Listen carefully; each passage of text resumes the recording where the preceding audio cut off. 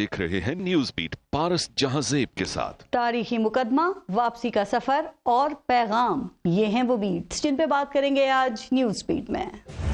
क्या बताऊं ए सोए हुए मुसलमान तुझे, कैसे कैसे यहाँ मैंने सदमे सहे, मेरी गलियों में गुंचों को रौंधा गया, कितनी पाकीज़ा कलियों को मसला गया, बूढ़ी माओं के बेजुर्म बेटे मरे, बाहया बेटियों के दुपट्टे जले, भाई के सामने बहन रोती रही पर हमीयत मुसलमान की सोती रही। खून से मैं मुद्दत से रंगीन हूँ, हाँ मैं लाचार अर्ज़े फ़लस्तीन हूँ। अर्ज़े फ़लस्तीन जख्मों से चूर चूर है, 75 साल से खून आलूद है। यहाँ बहनें फरियाद करती बेवा हो गई, यहाँ बच्चे शहीद हुए, बेटियों और बहनों की असमतें लुटती रहीं। कमज़ोर निहत्ते फ़लस्तीनी जानों का नजराना पेश करते रहे, जुल्म के सामने खड़े रहे, जबर को ललकारते रहे। उनको कभी कोई लालच और कभी कोई आस उम्मीद दे के चुप कराया जाता रहा, लेकिन वो कभी खामोश नहीं हुए। लेकिन आलमी बरादरी सिर्फ खामोश ही नहीं बल्कि गूंगी बहरी बनी रही। जब जब फलस्तीनियों ने हक खुद इरादियत की बात की, जिंदगी के हक की बात की, अपने वतन अपनी सरजमीन पर नाजायज कब्जा छुड़ाने की बात की, तब तब आलमी बरादरी मजलूम फलस्तीनियों के बजाय जालिम इसराइल के साथ खड़ी हो गई। फलस्तीन ने अमन की ख्वाहिश में मुआहदे किए और इन मुआहदों की पासदारी भी की, लेकिन जालिम इसराइल आगे से आगे बढ़ता गया, जुल्म करता गया। लेकिन आलमी बिरादरी इसराइल के इक़दाम पे सिर्फ खामोशी नहीं बल्कि गूंगी बहरी बनी रही।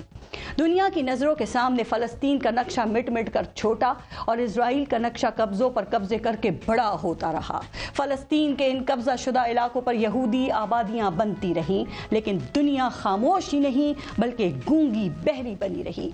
आज भी इसराइल की वहशियाना बमबारी से सैकड़ों बेगुनाह निहत्ते लाचार फलस्तीनी शहीद हो चुके हैं, लेकिन अक़वाम मुत्तहिदा खामोश है, OIC खामोश है, अरब लीग खामोश है। दुनिया में सिर्फ इंसान ही नहीं जानवरों तक के हुकूक का चैंपियन यूरोप खामोश है। आज गजा की इमारतें जमी बोस हैं, इंसान जल रहे हैं, लेकिन दुनिया खामोश है। आज गजा का मुहासरा है, गजा की बिजली बंद है, पानी बंद है, गैस बंद है, करबला को दोहराया जा रहा है। इसराइल की 3 लाख जालिम और जाबिर फौज मजलूम फलस्तीनियों को कुचलने के लिए मुसल्लह और तैयार खड़ी है, लेकिन दुनिया खामोश है। फलस्तीन पर इजरायली जहरियत का आज 6ठा दिन है। सैकड़ों बेगुनाह जान से जा चुके हैं, लेकिन दुनिया खामोश है। इजरायली हमलों में कीमियाई हथियार, ममनुआ व्हाइट फॉस्फोरस और क्लस्टर बॉम्ब्स इस्तेमाल कर रहे हैं, लेकिन दुनिया खामोश है। गजा में दूध पीते बच्चे शहीद हो रहे हैं, माएं दुहाइयां दे रही हैं, हॉस्पिटल्स में डॉक्टर्स और मेडिकल अमले के लोगों पर हमले किए जा रहे हैं, उनको निशाना बनाया जा रहा है, लेकिन दुनिया खामोश है। वैसे जनाब, दुनिया की खामोशी तो समझ आती है कि उनके मफादात इसराइल से वाबस्ता हैं, उनकी मईशत इसराइल से वाबस्ता है, उनके इंसानी हुकूक के ढोंग इसराइल से वाबस्ता हैं, उनकी इंसानी हुकूक की तंजीमों के फंड्स और पैसे इसराइल की हिमायत से वाबस्ता हैं, उनकी दहशतगर्दी और दहशतगर्दों की तारीफ अमरीकी और इजरायली तारीफ से वाबस्ता है। लेकिन एक मुस्लिम मुल्क पर जुल्म के पहाड़ तोड़े जा रहे हैं, तो ये मुस्लिम उम्मा खामोश क्यों है? अपने एक रुकन मुल्क को हस्ती से मिटाने की कोशिश पर ये OIC खामोश क्यों है? एक अरब मुल्क पर जुल्म हो रहा है तो ये अरब लीग खामोश क्यों है? सऊदी अरब और UAE खामोश क्यों हैं? वहाँ 41 मुस्लिम ममालिक की एक इत्तेहादी फौज मौजूद है। पाक फौज के साबिक सरबरा जनरल राहील शरीफ उस इत्तेहादी फौज के सरबरा हैं। वो गुज़िश्ता 6 साल से उस फौज की कमान कर रहे हैं। अब जबकि एक मुस्लिम मुल्क जल रहा है, एक अरब रियासत पर आग बरसाई जा रही है और उनके करीब ही एक जालिम खुलेआम मुसलमानों का खून बहा रहा है, शहर उजाड़ रहा है, उनका पानी बंद कर रहा है, खुराक तक ले जाने की इजाजत नहीं दे रहा, तो ये मुस्लिम ममालिक की इत्तेहादी फौज क्यों खामोश है? और फिर हम क्यों खामोश हैं? वैसे अगर एक तरफ खून की होली हो तो क्या दूसरी तरफ सिर्फ मुजम्मत और तशद्दुद से गुरेज के मशवरे काम आ सकते हैं? आप इस पर सोचिएगा। आज के प्रोग्राम में बात करने के लिए हमें ज्वाइन किया है पाकिस्तान तहरीक इंसाफ से बैरिस्टर गौहर खान हमारे साथ मौजूद हैं। PMLN से हमें अली गौहर बलोच साहब ने ज्वाइन किया है और सीनियर सहाफ़ी और तज्ज़ियाकार हैं नसरुल्लाह मलिक साहब। अस्सलाम वालेकुम और बहुत बहुत शुक्रिया आप सबका प्रोग्राम में शिरकत करने के लिए। पहले एक ब्रेक लेंगे, देखते रहिएगा न्यूज़ बीट।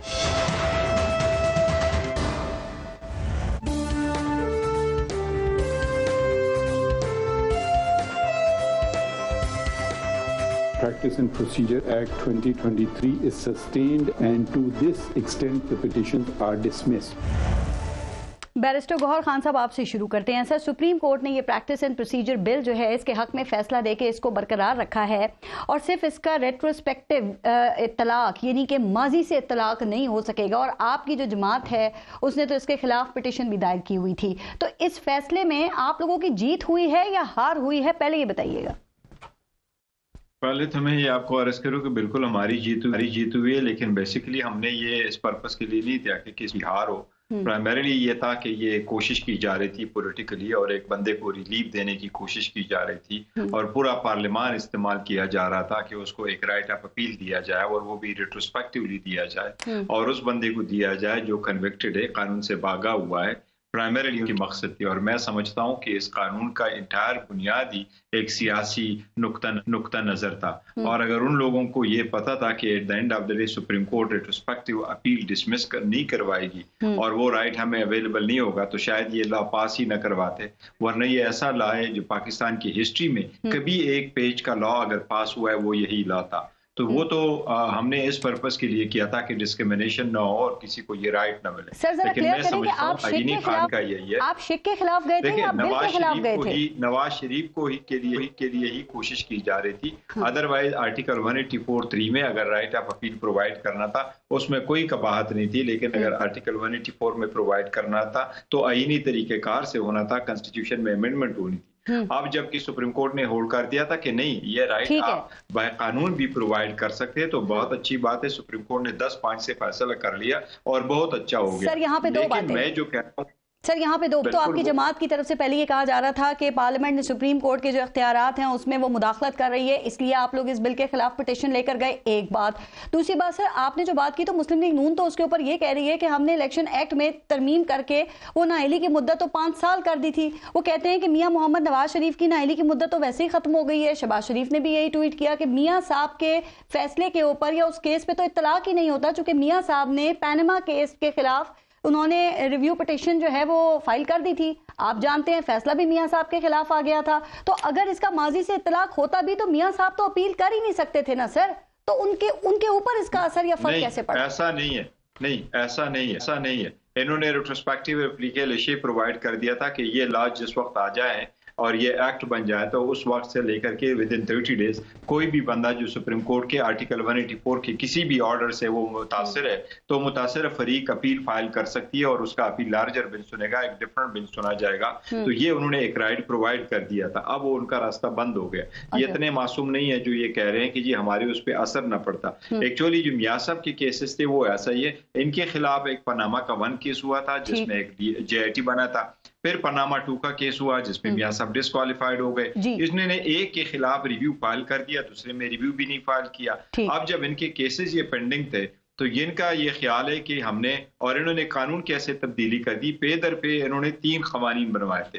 एक प्रैक्टिस एंड प्रोसीजर ये वाला जो सुप्रीम कोर्ट ने अपहोल्ड तो कर दिया पर इनको रेट्रोस्पेक्टिव राइट ऑफ अपील नहीं दिया, और सेकंड जो सुप्रीम कोर्ट के ऑर्डर के रिव्यू और जजमेंट एंड ऑर्डर्स का कानून लेके आया जो सुप्रीम कोर्ट ने सेट असाइड कर दिया। तीसरा इनका था कि इलेक्शन एक्ट में अमेंडमेंट कर दिया। अब इलेक्शन एक्ट से ये 5 साल की डिस्क्वालिफिकेशन की तरफ जा रहे थे, लेकिन इसका ये प्रॉब्लम नहीं था।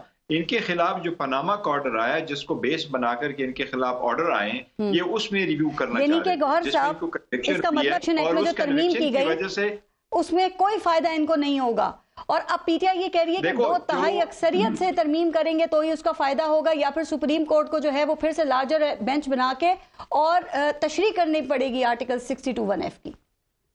नहीं, ऐसा नहीं है। वो तो जो 62(1)(f) का इन्होंने ये कानून लेके आया था, ये ऑब्वियसली वो तो सुप्रीम कोर्ट ने अभी देखना है कि क्या जो लॉ में चेंज करके लेके आए तो इससे मुतासर हो सकता है या सुप्रीम कोर्ट सिर्फ उसकी वजह से होगी कि सुप्रीम कोर्ट देखे। लेकिन सुप्रीम कोर्ट अगर कोई ऑर्डर पास करे तो उसमें तो इतना लिखा था कि जब तक जजमेंट आपके खिलाफ है आप डिस्क्वालिफाइड है। सुप्रीम कोर्ट ने वर्ड फॉर लाइफ नहीं लिखा था उसमें, पर लिखा ये लफ्ज लिखा था कि जब तक आपके पास डिक्लेरेशन है कि आप सादिक और अमीन नहीं है, आपकी डिस्क्वालिफिकेशन। सुप्रीम कोर्ट ने ये कहा ना कि जहाँ पे मुय्यन ना हो वह ताहयात नाअहली होती है, और दूसरा अगर पार्लियामेंट 2/3 अक्सरियत से, गौर साहब अगर 2/3 अक्सरियत से तरमीम कर देती है पार्लियामेंट और मुद्दत का तयन हो जाता है तो ये मियां साहब की नाअहली का खात्मा नहीं हो सकेगा इससे? कि मैं जो कह रहा हूँ ना थोड़ी सी समझने की बात। अगर लॉ से उन्होंने कर दिया तो बाय लॉ कर दिया ना, उन्होंने तो एक्शन में प्रोवाइड कर दिया। अब अगर आर्टिकल 62(1)(f) में ये अमेंड करके प्रोवाइड करते हैं तो ऑब्वियसली बिल्कुल हो सकता है। 2/3 मेजॉरिटी से अगर लॉ में चल दिया तो रिट्रोस्पेक्टिव भी कर सकते हैं और ये खत्म भी कर सकते हैं। ओके ठीक। अली गौहर बलोच साहब इसी इतना खुश हो रहे हैं या खुशी में जश्न मना रहे हैं सर? पाकिस्तान तहरीक इंसाफ कह रही है, इनके कुछ वकला की तरफ से कहा गया कि इस फैसले के बाद तो मियां साहब के जो प्लेटलेट्स हैं वो मजीद गिर गए हैं, चूंकि उनको इस बिल से जो फायदा हासिल करना था वो उनको नहीं मिल सकेगा। बिस्मिल्लाहिर्रहमानिर्रहीम। देखिए फारिक, बुनियादी तौर पर बात यह है कि ये पार्लिमान की बालादस्ती को कबूल ही नहीं करते। ये तो एक और निज़ाम के जरिए आए थे और पाकिस्तान के ऊपर बर्जमान हुए, और यकीनी तौर पर आपने देखा कि ये वो बिल हैं जिसका के मुतालबा मुख्तलिफ बार्स ने भी किया, और बार्स के और वकला के मुतालबे के ऊपर ये बिल पार्लिमान के अंदर लाया गया उनकी मुशावरत के बाद। और उसके बाद जब इसको अभी मतलब है कि ये बिल पास अभी अंडर प्रोसेस था तो तब भी इसके ऊपर स्टे ऑर्डर्स और तब भी इसको रोक दिया गया। लेकिन एक बुनियादी बात इधर ये है कि जो अदालतों के ऊपर बंदयालवी और उसके बाद साकिब निसारवी साए थे वो अब आपको छटते हुए नजर आ रहे हैं। यही लार्जर बेंच का हमारा मुतालबा। सर अगर पहले जरा गौर साहब आप मेरे से क्लियर कर दें, मैं सिर्फ ये कह रही हूँ कि ये जो फैसला है वो मियां साहब के केस पे इफेक्ट होता है या सर नहीं होता? क्या एक्ट में तरमीम सुप्रीम कोर्ट का फैसला रिवर्स कर सकती है? पीटीआई तो कह रही है बिल्कुल नहीं हो सकता।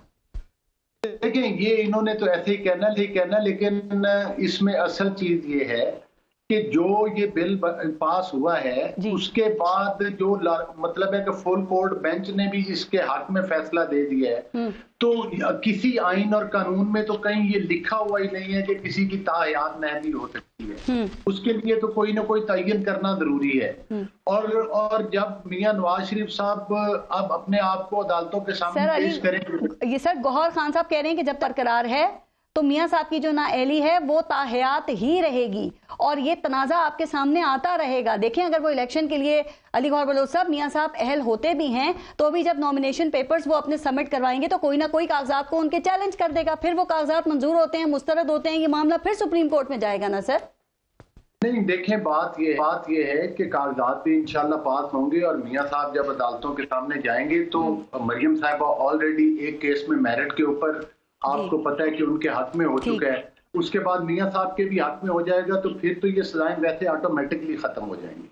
दूसरी बात ये है कि अगर इन्होंने सजाएं नहीं ना अहली खत्म, यकीनी तौर पर जब एक केस में वो वैसे ही बरी हो जाते हैं और उनके हक में फैसला आ जाता है, तो फिर उसकी सजा की तो कोई हकीकत ही नहीं रहती ना उसके बाद। दूसरी बात ये है कि ये अगर कहते हैं कि हम कागजात के ऊपर इतराजात लगाएंगे तो उसका फैसला तो रिटर्निंग ऑफिसर ने करना है कि ये किस हद तक सदाकत है। ये तो नहीं, इसकी ट्रांसलेशन ये तो नहीं कर सकते, वो तो रिटर्निंग ऑफिसर करेगा। वो कोई उधर बैरिस्टर गौर साहब तो नहीं है रिटर्निंग ऑफिसर, तो वो फैसला भी तो चैलेंज हो सकता है ना, वो फैसला भी तो चैलेंज हो सकता है ना सर। ठीक, नसरुल्लाह मलिक साहब। ठीक है, देखें अदालत में जाना ये हम तो ये कहते हैं कि भाई आप अदालत में जाएं, आप बड़े शौक के साथ जाएं, हम उन चीजों को फेस करेंगे, हम पहले भी फेस करते रहे, लेकिन ये ख्वाब इनका शर्मिंदा ताबीर नहीं हो सकता। उसकी वजह यह है कि पाकिस्तान के आइन और कानून में किसी जगह पर भी ताहयात नाअहली की कोई किस्म की कोई गुंजाइश नहीं है। खिलाफ कानून चले मैं जब वो दोबारा ये खिलाफ आइन उनकी बारी हमसे ये किसी जगह पर भी ताहयात नाअहली की आपको कोई ना कोई मुद्दत का तयन जरूर करना पड़ता है। जिस तरह से कि आपने देखा दानियाल अजीज के केस में था, चाल चौधरी के केस में था, 5-5 साल की नाअहलियां थी। तो ये मतलब ये तो एक नविश्ता दीवार है। अलबत्ता ये है कि चूंकि ये तो इनकी घबराहट है ना, या तो फिर बना के तशरीह करनी पड़ेगी इस आर्टिकल की दोबारा, या 2/3 अक्सरियत से पार्लियामेंट जो है वो मुद्दत का तयन कर सकती है। मैं सर नसरुल्लाह मलिक साहब से भी इस पे बात कर लूँ। नसरुल्लाह मलिक साहब, ये जो practice and procedure bill case है इस पे तो सर इसके फैसले के ऊपर बहुत बात हो चुकी है। आपने देखा कि तारीख में पहली मर्तबा जो इसकी हियरिंग थी उसको लाइव दिखाया गया, लोगों को बहुत कुछ देखने को भी मिला। सर अब आप ये समझते हैं कि अदलिया में जो वन मैन शो था वो नसरुल्लाह मलिक साहब वो खत्म हो जाएगा और एक नई जमहूरी रिवायत परवान चढ़ेगी? शुक्रिया पारस। देखिए, मैं समझता हूँ बहरहाल एक अच्छा फैसला है और इस फैसले के नतीजे में वो जो एक शख्स की पूरी अदलिया पर हुक्मरानी थी वो कम हुई है। और मैं समझता हूँ कि chief justice of Pakistan chief justice Faez Isa साहब को इस पर अप्रिशिएट किया जाना चाहिए कि उनके पास ये इख्तियार था। उन्होंने अपने तीन सीनियर जजेस यानी 2 सीनियर जजेस के साथ मिलके इस इख्तियार को इस्तेमाल करने की बात की है। तो ये फ़र्द वाहिद वाला जो कंसेप्ट था वो ख़त्म हुआ है। बाकी जो जिक्र हो रहा था अभी पार्लियामेंट की बालादस्ती हम तमाम सियासी जमातें तब चाहती हैं जब ज़रूरत पड़ती है।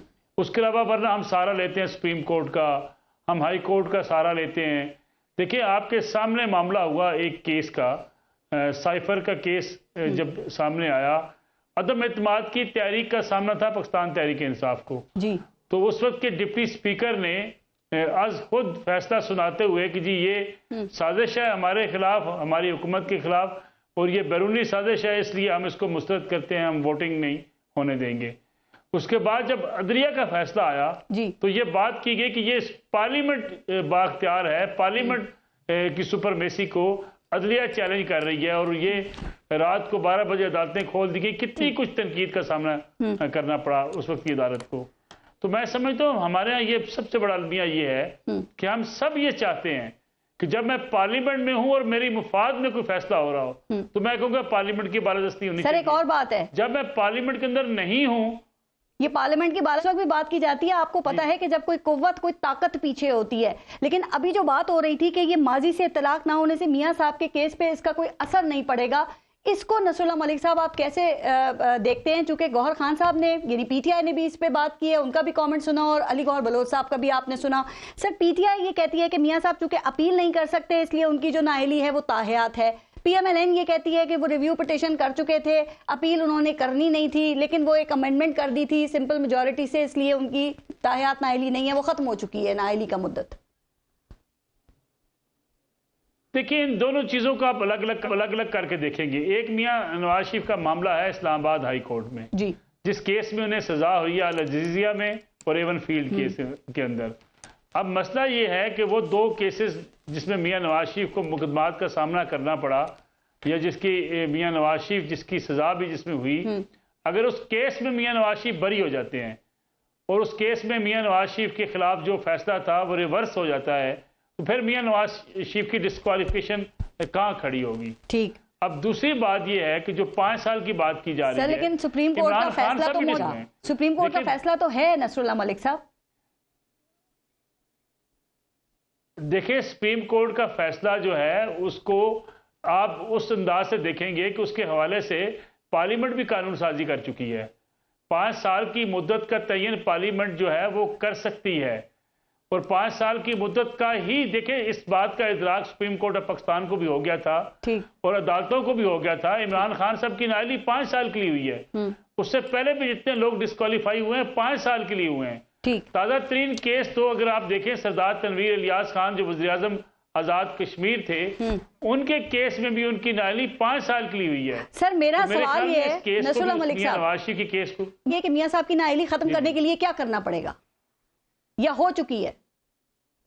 देखिए, मियां नवाज शरीफ की नाअहली लार्जर बेंच जो है सुप्रीम कोर्ट का फुल कोर्ट बेंच, वो भी उसको वापस कर सकता है। मियां नवाज शरीफ की नाअहली 5 साल की मुद्दत का तयन जो है वो पार्लियामेंट भी कर सकती है, और मियां नवाज शरीफ के लिए ये मामला आसान हो जाएगा जब वो पेपर्स अपने नामजद करेंगे, जब जमा करवाएंगे तो फिर उसके खिलाफ जब उनको चैलेंज किया जाएगा। तो मेरे ख्याल में मियां नवाज शरीफ के पास मौके मौजूद हैं। ये कहना कि इस बिल के नतीजे में कोई पीटीआई की जीत हुई है या कोई पीएमएलएन की जीत हुई है, मैं समझता हूं कि इसके नतीजे में पार्लियामेंट की जीत हुई है कि सुप्रीम कोर्ट ऑफ पाकिस्तान ने ये बात तस्लीम कर ली है कि पार्लियामेंट कानून साजी कर सकती है।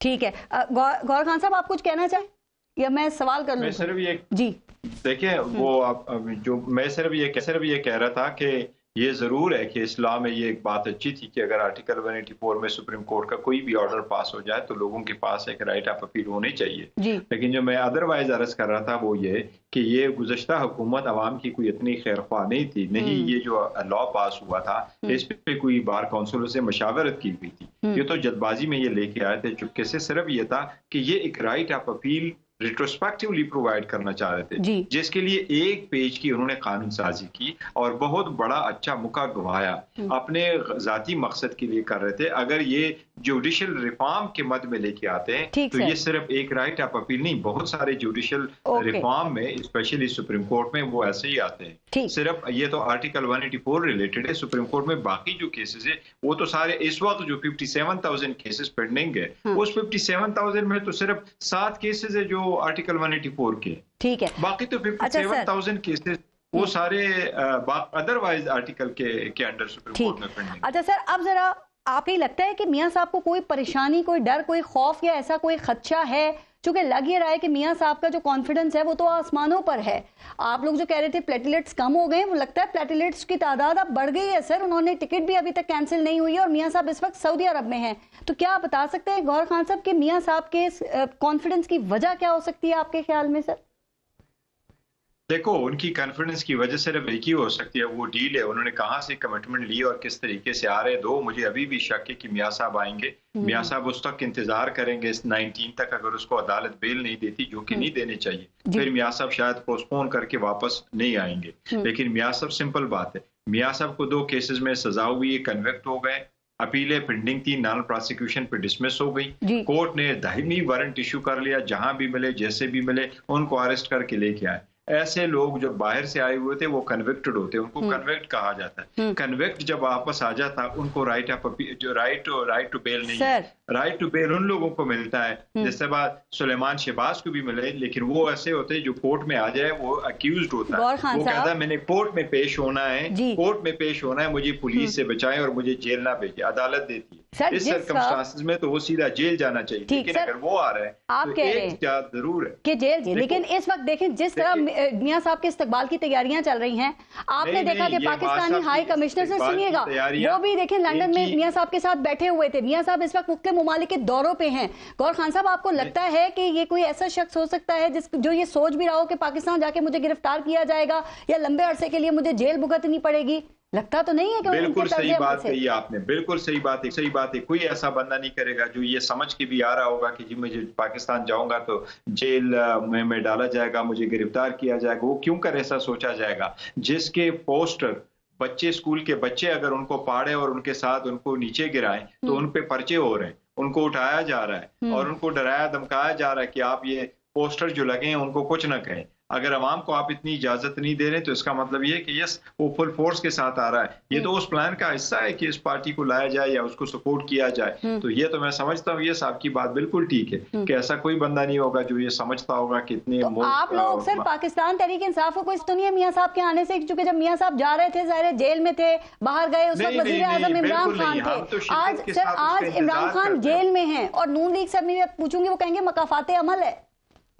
देखो, हमें उसकी शिद्दत से इंतजार है। मियां साहब आए, बिल्कुल आए, जरूर आए, और हम तो ये सिर्फ ये कहता है कि कानून को पेश कर करके जेल जाए, फिर वहां से अपने अपीलें रिजरेक्ट करवा ले, फिर करके बाहर आ जाए। लेकिन जहां तक ये है, यस देखो, पीटीआई को बड़ा कॉर्नर किया गया, पीटीआई के वर्करों को, पीटीआई के सपोर्टरों को झंडी की इजाजत नहीं है, बैलून की इजाजत नहीं है, लीडरशिप को बंद रखा गया। कोई बाहर आ जाता है उनसे, ये पीटीआई के मुस्तकबिल पीटीआई बाद में बात करूंगी। बावजूद भी जी ठीक, मैं चीजों के बावजूद भी आज भी अल्हम्दुलिल्लाह 60% पीटीआई की सपोर्ट है और उनकी पॉपुलैरिटी। ये गौर बलोच साहब बताएंगे और न साहब इस पे अपना तज्जिया देंगे। मैं ब्रेक ले लूं सर, पहले ब्रेक लेते हैं, देखते रहिएगा न्यूज़। बलोच साहब, ये मुस्लिम लीग नून के नज़दीक मियां मोहम्मद नवाज शरीफ साहब की जो वापसी है, ये जीरो रिस्क वापसी है, मीडियम रिस्क वापसी है या फिर फुल रिस्क वापसी है? नून लीग कैसे देख रही है उनकी वापसी को? देखिए पारिस, ये बहस करना कि ये फुल रिस्क है या हाफ रिस्क है या मतलब रिस्क है या नहीं है, हम इस चीज को इस पैराए में नहीं देखते। बुनियादी बात यह है कि जिस वक्त नवाज शरीफ साहब को सजा सुनाई गई थी और उनको डिस्क्वालीफाई किया गया था और जब उनकी अहलिया जिंदगी और मौत की कश्मकश में थी, वो उस वक्त भी अपनी बेटी के साथ वापस आए थे। अगरचे वो झूठे मुकदमात थे और हमारे उन पर तहफ़्फ़ुज़ात थे, इसके बावजूद उन्होंने कानून के आगे सरेंडर किया था। अब भी मियां साहब आएंगे तो इसमें कोई दूसरी राय नहीं है कि वो कानून और आइन के मुताबिक जो भी उनको कानून इजाजत देता है जिस चीज की, वो यकीनी तौर पर हम अदालतों के सामने रखेंगे और नवाज शरीफ साहब अपने आप को फिर कानून के सामने पेश करें। गौहर साहब, हाँ, मेरा सवाल सुनिएगा। मैं पूछना चाह रही थी, सर आप कह रहे हैं आप नहीं देख रहे, लेकिन आप आवाम को तो बताएं, हमें तो बताइए ना कि नून लीग क्या देख रही है कि मियां साहब आएंगे तो उनको गिरफ्तार नहीं किया जाएगा और उनको एक अवाम के जम्मे गफीर में जलसे गा ले जाया जाएगा और वहां उन्हें खिताब की आजादी होगी। नंबर 2, या आप देख रहे हैं नून लीग समझती है कि शायद मियां साहब को गिरफ्तार किया जा सकता है। नंबर 3, कि आपको यकीन है कि मियां साहब को गिरफ्तार किया जा सकता है। वो अपना एक लेवल तो बता देना रिस्क का, जो जिस तरह आप देख रहे हैं चीजों को। सर देखिए, बात यह है कि इनकी तो घबराहट जो है वो यकीनी, ये पहले तो ये प्रोपोगंडा करते रहे कि नवाज शरीफ साहब वापस ही नहीं आएंगे जी। अब जबकि नवाज शरीफ साहब ने अपना सफर जारी कर दिया है तो अब ये कहते हैं कि जनाब उनको आते साथ ही गिरफ्तार कर लिया जाएगा। पहली बात तो ये है कि टॉक शोज में बैठ के इनको कोई फैसले सादर करने की जरूरत नहीं है। अलबत्ता नवाज शरीफ साहब अपने आप को कानून के सामने पेश करेंगे जी। हमारे वकील अदालत के सामने मुकदमा रखेंगे, अपनी गुजारिश रखेंगे। उसके बाद जो भी अदालतों ने हमेशा फैसला किया हमने उसका एहतराम किया है, लेकिन हम ये तवक्को करते हैं कि इंशाअल्लाह ताला नवाज शरीफ साहब को जिस तरह से कि पूरे पाकिस्तान के कारकुनान बड़े जोश और जज्बे के साथ उनको उनका इस्तकबाल करना चाहते हैं और अवाम का जमे गफीर जो है वो उनके इस्तकबाल के लिए तैयार है।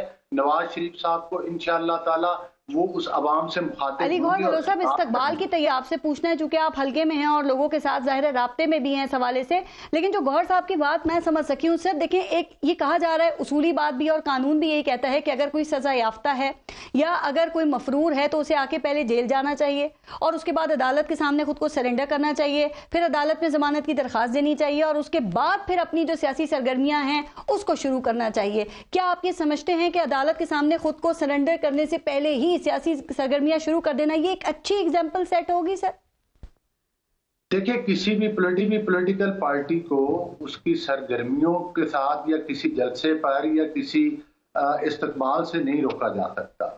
और दूसरी बात यह है कि इसका फैसला तो कानून ने करना है जी। अलबत्ता पूरे पाकिस्तान भर से लोग जो हैं वो जोशो खरोश के साथ मुस्लिम लीग के वर्कर जो हैं वो गली कूचों से, गली मोहल्लों से जो है वो इस वक्त बड़े पुरजोश हैं इस्तकबाल के लिए। मैं अभी भी अपनी कंस्टिट्यूंसी से आ रहा हूँ और अभी भी एक हम जलसा करके आ रहे हैं। कल भी हमने एक जलसा किया।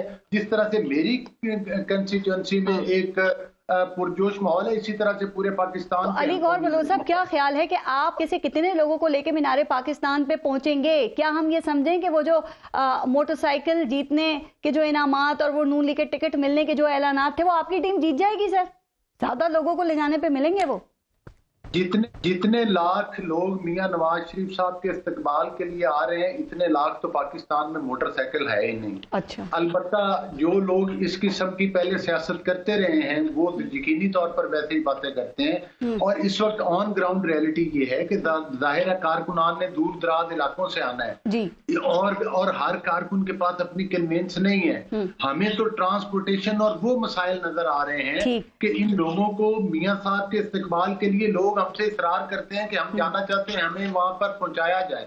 जिन लोगों के पास, ये जो मैंने भी इनामात के ऐलानात की और मलोह साहब, ये आपकी मुस्लिम लीग नून के लोगों की तरफ से ही किए गए हैं और वो एक स्पेशल ऐप की बात भी की गई ना, जिससे रहनुमाओं और कारकुनों की लोकेशंस भी देखी जाएंगी कि कौन किधर है। लेकिन क्या आप समझते हैं कि आप पाकिस्तान तहरीक इंसाफ के जलसे जितने हैं उनका रिकॉर्ड तोड़ देंगे, या हम ये समझें कि वो जब बीबी का 86 में जो इस्तकबाल हुआ था उसका रिकॉर्ड भी तोड़ा जा सकता है आप लोगों की तरफ से?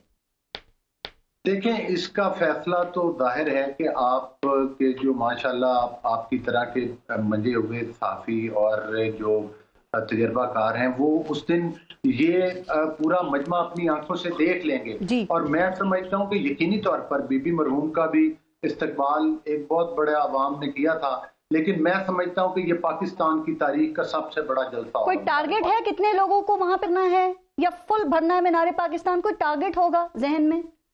जी, जो हम तवक्को कर रहे हैं कि 10 लाख से ज्यादा लोग इंशाल्लाह मीनारे पाकिस्तान में पहुंचेंगे। और अगर उनको सहूलियात प्रोवाइड कर दी गई और वो ट्रांसपोर्टेशन के इंतजामात और वो तमाम चीजें, देखिए नवाज शरीफ साहब के इस्तकबाल के लिए सिर्फ पंजाब और वहाँ के हल्कों से नहीं, सिंध से लोग आ रहे हैं। अभी स्थानगढ़ के कारकुनान से मरियम साहबा जो थी वो वीडियो लिंक पर खिताब कर रही थी, गिलगित से, आजाद कश्मीर से, पूरे पाकिस्तान से लोग मियां नवाज। चलें सर, ठीक है, राइट।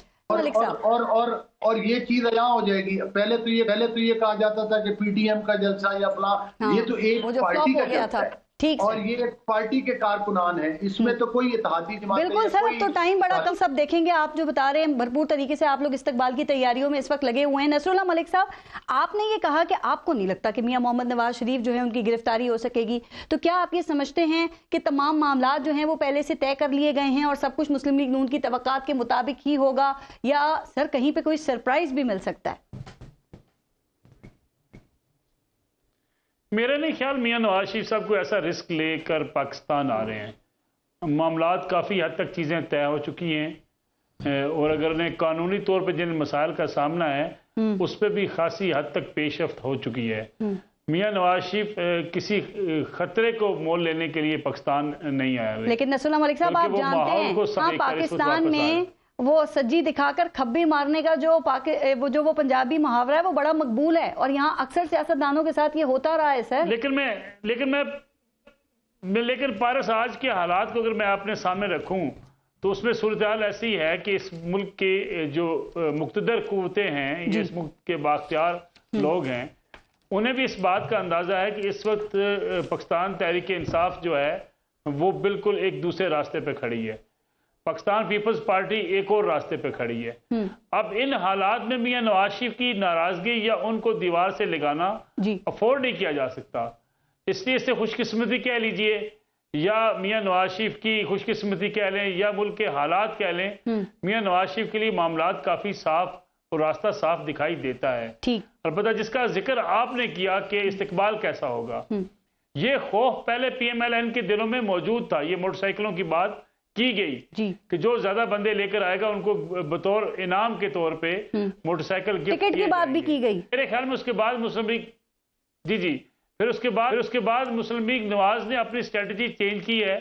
अब इस्लामाबाद और रावलपिंडी के लिए मेरी मालूमात के मुताबिक दोनों शहरों से 4-4 हजार का टारगेट दिया गया है कि आप 4-4 हजार लोग लेकर आएंगे। इस तरीके से अगर पाकिस्तान भर से लोग अगर टारगेट देकर लोग लाए जाते हैं तो एक बड़ा जलसा करने में मुस्लिम लीग नून कामयाब हो सकती है। और पाकिस्तान में आपको पता है जो जलसा लाख क्रॉस कर जाए उसे आप 50 लाख का जलसा भी कह सकते हैं। मीडिया की आंख से वो बड़ा जलसा होगा और अगर मियां नवाज शरीफ वहां पे डायरेक्ट भी पहुंचते हैं तो एक बड़ा इस्तकबाल उनको देखने को जरूर मिलेगा। तो आप समझते हैं कि नून लीग में वक्त सब कुछ ठीक चल रहा है सर? चूंकि ये भी कहा जा रहा है कि वो जो सैफुल मलूक खोकर हैं उनको लाहौर, ये PMLN लाहौर की तंजीम का सरबरा बना दिया गया है और ये चीज जो है वो PMLN में शहबाज ग्रुप को बिल्कुल पसंद नहीं आ रही। इस तरह के जो फैसले हैं वो लाइक नहीं कर रहे हैं उनको। फिर शायद खाकान अब्बासी साहब भी तकरीबन नून लीग छोड़ चुके हैं। तो इन चीजों को आप कैसे देख रहे हैं? इफेक्ट हो सकता है कुछ इससे? और वो बयानिए का भी मसला था।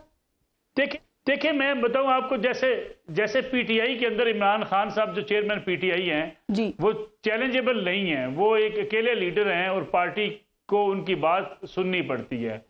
इसी तरीके से मियां नवाज शरीफ एक ऐसे लीडर हैं PMLN के अंदर कि जितने मर्जी इख्तलाफात हों, जब मियां नवाज शरीफ को बात कह देंगे तो तमाम लीडर्स को उनकी बात माननी पड़ेगी।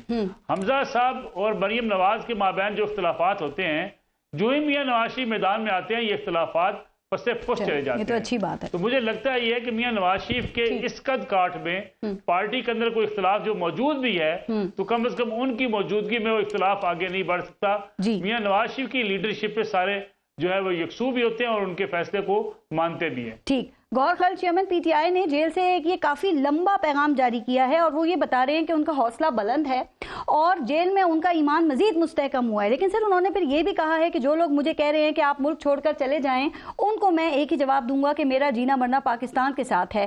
सर ये कौन लोग हैं जो चेयरमैन PTI को मुल्क छोड़कर जाने के लिए कह रहे हैं गौर साहब? देखिए ये तो प्रोपेगेंडा किया जा रहा है। उसको खान साहब को, लोगों को जो सोशल मीडिया पे आया है, इसलिए उनका पैगाम यही था कि वो किसी सूरत कोई डील न कर रहे हैं, न कोई ऐसा प्लान है। बिल्कुल ऐसा नहीं। लेकिन एक बात जरूर मैं आपको कहूंगा, देखिए खान साहब बड़े अच्छे हाई स्पिरिट में थे, मॉरल में थे और मोरल उनका हाई था और मेडिकली बिल्कुल फिट है, अल्हम्दुलिल्लाह बहुत अच्छा है। लेकिन उन पर प्रेशर तो जरूर डाला जाता है। देखो जिस दिन से वो जेल में गए हुए हैं आज तक उनकी एक्सरसाइज की नहीं दी और आपको बच्चों के साथ आज तक भी उन्होंने बात नहीं की।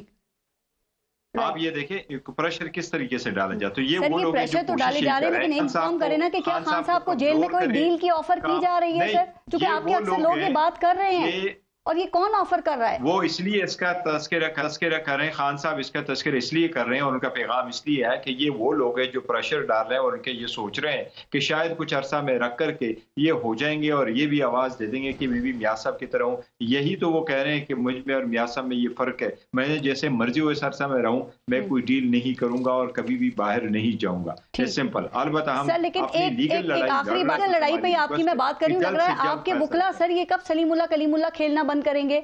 क्योंकि पहले आप लोगों की तरफ से कहा गया कि जी वो अटक जेल ठीक नहीं है, अडियाला में मुंतकिल करें, अब आप अडियाला से दोबारा अटक जेल में मुंतकिल करने की दरखास्तें कर रहे हैं। तो गौर साहब ऐसा लग रहा है आपके यहाँ कोई मरकजी पॉलिसी नहीं है, आपके यहाँ जिस वकील का दिल करता है वो उठता है और अपनी मर्जी से दरखास्त दे देता है। सर, कोई मुशावरत ही नहीं होती? नहीं, वो वैसे मीडिया में मिसअंडरस्टैंडिंग से हो गई थी तो इसलिए आया था। पहले यह कि दरखास्त दी गई थी जब वो अगस्त में दे दी गई थी कि उनको शिफ्ट करे अडियाला में, बाद में 2 महीने रख गए तो इसलिए उसकी जरूरत ही नहीं। सर, आपके यहाँ जो शिराज रांझा तस्लीम किया कि ये हमारी गलती थी, और ये आपके शेर अफजल मरवत ने पहले कहा था कि जी अडियाला जेल मुंतकिल किया जाए, उनको दरखास्त दी थी। ये उनकी जाती राय है। आपने देखा है कि पीटीआई की दो स्पोक्स पर्सन है, एक मैं और दूसरा शेख शाहीन साहब है। हमने कोई ऐसी स्टेटमेंट नहीं दी कोई गलती थी। तो ये शेर अफजल मरवत का क्या पीटीआई में? वो नहीं, शेर अफजल बिल्कुल टीम का है, बड़े नहीं, कानूनी टीम का हिस्सा है। जी बिल्कुल, कानूनी टीम का भी हिस्सा है, कोर कमेटी का भी हिस्सा है। सर, उन्होंने बड़ा संगीन इल्जाम, जरा एक सेकंड, उन्होंने बड़ा संगीन इल्जाम लगाया ये साइफर की समात में। उन्होंने कहा कि चेयरमैन पीटीआई को पिंजरे में बंद करके लाया गया था। ये किस किस्म का इल्जाम लगाया उन्होंने? किया नहीं, पंजोता नहीं। देखे, वो अभी भी अगर आप जाए तो वो पिंजरे में, उसका मतलब ये नहीं था कि इस तरह बंद करके लाया गया। उनका मतलब जिस कोर्ट में आप जाते हैं छोटा कमरा है तो वो एक नहीं। ये शेर अफजल उनको पिंजरे में बंद करके लाया गया और जिसपे चेयरमैन पीटीआई बहुत गुस्से में थे, उनका ब्लड प्रेशर काफी हाई था। देखिए, आप मेरी बात सिर्फ मैं जरा एक्सप्लेन कर दूं। उनका ये था कि जब हम कोर्ट में लेके आए तो वहां कोई पिंजरे नहीं, किसी को बंद करके लाया जाता है। उन्होंने कहा पिंजरनुमा वहां जो सलाखें लगी थी उनके पीछे थे, पिंजरनुमा सलाखों के पीछे। ठीक है सर, उनका नहीं था कि किसी को पिंजरा में बंद करके लाया गया। अली गौर बलोच साहब, सर आप समझते हैं कि जेल के अंदर मुकदमे की समात जो हो रही है साइफर के मुकदमे की, ये दुरुस्त है सर, या फिर वहां पे जो रिपोर्टर्स हैं उनको एक्सेस देना चाहिए? क्योंकि सर फिर इसका तो कुछ पता नहीं चलेगा ना अंदर क्या हो रहा है। फिर जो विक्टिम पार्टी है वो जो कुछ बताएगी अवाम की अक्सरियत तो उसी के ऊपर यकीन करेगी। क्या ख्याल है? पहली बात तो ये है कि इनके वकला उधर मौजूद होते हैं और उनको हर तरह से कानूनी और वो सपोर्ट और इमदाद और उसकी खुली इजाजत भी है, जो उनके बुनियादी राइट्स हैं वो उनको मिल रहे हैं। दूसरी बात ये है कि 9 मई के वाकयात के बाद क्या पाकिस्तान इस चीज का मुकम्मल हो सकता है कि जिस पार्टी ने मुल्क में एक दहशत गर्दी की, जिसने पाकिस्तान को जलाया, जिसने पाकिस्तान के मोटरवेज को जलाया, जिसने कोर कमांडर हाउस को जिन लोगों ने जलाया, जिन्होंने MM आलम के जहाज को आग लगा दी, जिन्होंने शोहदा की यादगारों और मुजस्समों को तोड़ दिया और आग लगा दी, क्या उनको एक दफा फिर से ये रिस्क लिया जा सकता है पाकिस्तान में कि उनको फिर खुली छुट्टी? टाइम सर बिल्कुल खत्म हो गया। नसरुल, आखिरी कमेंट, आपको लगता है चेयरमैन पीटीआई को कोई डील या मुल्क से बाहर जाने की कोई ऑफर की गई है? क्या इत्तलात हैं? मेरा नहीं ख्याल कभी ऐसी सूरत हाल है कि उनको बाहर जाने की ऑफर दी गई है या वो बाहर जाने पर अभी तैयार हुए हैं। मुस्तकबिल के बारे में कुछ नहीं कहा जा सकता, लेकिन ताहाल ना उन्हें ऑफर की गई है और ना वो मुल्क से बाहर जा रहे हैं। अलबत्ता जिसका जिक्र आपने किया कि ये एक्सेस होनी चाहिए ताकि उनके वकला भी मीडिया पे बातचीत कर सकें और अगर उनकी जेल के अंदर की जो सूरत हाल है उसको भी आवाम के बारे में उनको आगाह किया जा सके। हाँ, ये अलग बात है, सिक्योरिटी के पेश नज़र अगर उनका ट्रायल वहाँ पे होता है तो उसके भी जो है वो कानूनी तकाजे पूरे करते हुए उनकी बात को आवाम तक पहुंचने की इजाज़त होनी चाहिए। ठीक है। नसरुल्लाह गौहर खान साहब और अली गौहर बलूच साहब, बहुत बहुत शुक्रिया सर आप सबका प्रोग्राम में शिरकत के लिए। अपना और अपने मुल्क का ख्याल रखिए। पारस जहां से इजाज़त दीजिए। अल्लाह ने के बाद।